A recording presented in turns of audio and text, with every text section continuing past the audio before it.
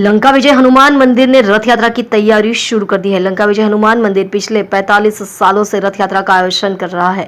रथ यात्रा के दौरान 100 मन मूंग का प्रसाद बांटे जाएंगे। 150 महिलाओं का ग्रुप मूंग साफ कर रहा है। रथ यात्रा के दौरान भक्तों को 100 मन मूंग बांटे जाएंगे, जिसमें सूरत पुलिस का लगातार पहरा रहेगा। आज महिला मंडल द्वारा 100 मन मग साफ કરવામાં આવે છે। ત્યાં ભગવાનને પલાળીને ભોગ ધરાવવામાં આવશે।